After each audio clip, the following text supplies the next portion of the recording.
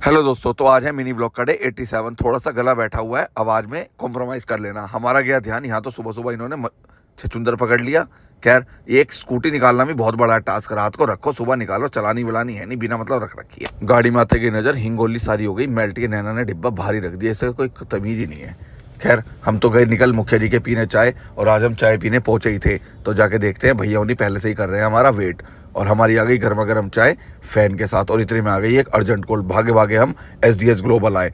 मनु की आ गई थी कॉल कि भैया जल्दी आ जाओ, पापा का हो गया एक्सीडेंट। पापा के आगे जोड़े हाथ, सब ठीक हो, पर नहीं। वहाँ जाकर देखा तो जिया जी के पैर में थी बहुत ज़्यादा गहरी चोट।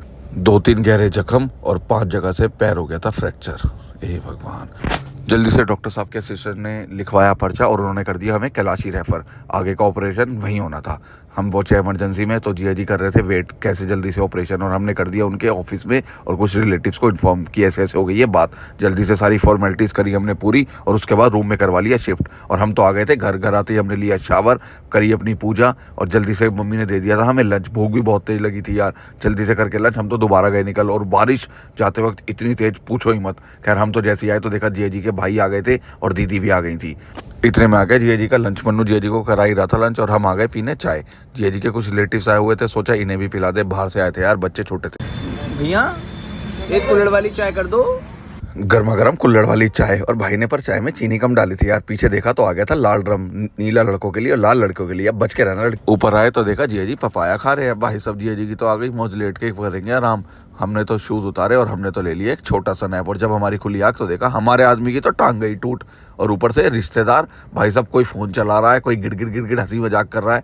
इन्हें नहीं पड़ता फर्क। मैं कहता हूँ ना, रिश्तेदार सबसे कुत्ते इंसान। गाने भी चला रखे थे न्यूली वाले के, और जैसे ही मैंने कैमरा करा तो मुंह छिपा लिया, ऐसे काम ही क्यों करो। इतने में एक अंकल आंटी और आ गए थे।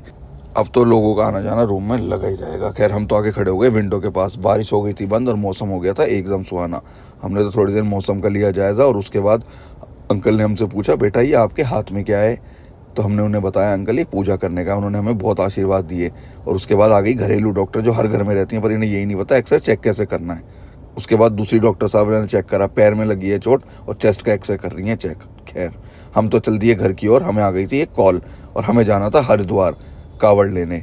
सोमवार पहला है कल, तो सावन के सोमवार में चढ़ाते हैं हम हरिद्वार का जल। जल्दी से करे कपड़े पैक।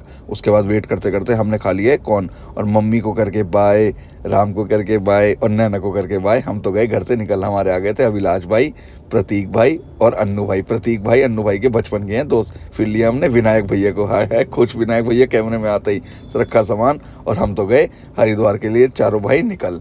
बाकी का व्लॉग नेक्स्ट पार्ट में। जय बाबा की, जय श्री राम।